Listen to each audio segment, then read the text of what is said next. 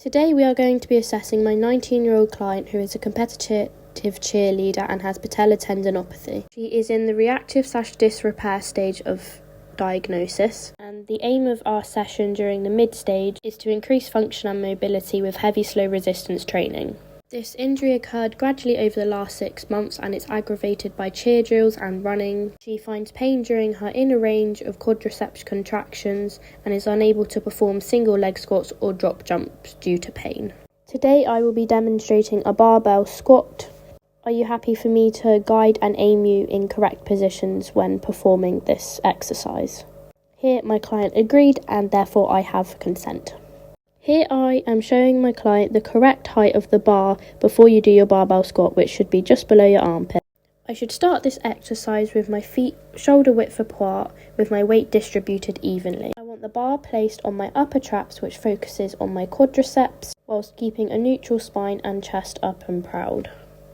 For grip setup, you want to place your hands just outside shoulder width apart. You want to tuck your thumb under your fingers whilst your wrists are fairly straight and elbows out. After you have the correct feet and hand placement, you will step back with the bar above your shoulders, again with your feet shoulder width apart. You will then bend your knees until your hips and knees are aligned, then extending your knees to come back up to standing. Whilst performing this squat, you want to keep your chest up and proud with a neutral spine and your feet shoulder width apart. The key aim of rehab is to develop load tolerance on the part of the tendon by addressing pain reduction initially, followed by progressive loading. Studies reveal that eccentric exercise is one of the most effective and commonly used intervention strategies in the management of patella tendinopathy. Such exercises as the barbell squat can engage the remodeling of collagen fibres within the tendon. This leads to the musculoskeletal tendinosis unit adapting itself from stress resulting from physical activity.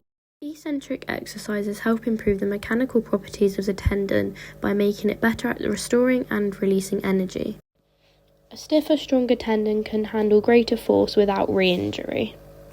I have chosen this barbell squat for my mid-stage of rehab as this focuses on many areas of our muscles. Our quadriceps, hamstrings, glutes are all targeted in our lower body, which is a great stabiliser for our patella tendon. Our core and back are also being engaged during this exercise, which can help improve our overall fitness, making the body stronger for progressed exercises. A regression that I have decided to demonstrate to my client is a body weight squat. This can make my client feel confident with the initial exercise, making it easier to build up to a barbell squat. This is simply me standing with my feet shoulder width apart and spine neutral. I want to be facing forward and I push my hips back to be in line with my knees while pushing back up. By starting off with a body weight squat, this gets the client used to the movement and range of motion on the knee. Other examples of a regression could be a wall squat or a single leg squat. However, my client finds pain when performing a single leg squat, so I would increase the reps and sets of a squat. Progressions such as an overhead squat, front and back, can be used to increase strength on the patella, as well as an increase in weight and number of reps. This can then focus on progressive overload, which will gradually increase the strength. I would ask my client to perform 6 to 8 reps with about 90 seconds rest, performing 3 to 4 times. Once pain is below a 2 out of 10, and there is no swelling or stiffness, I will assess the injured and uninjured side to measure isometric strengths. Therefore, I will move on to the later stage of rehab, focusing on heavier strength work and power. Here I am checking in with my client at the end of the session, make sure she understands the aims of her rehab stage.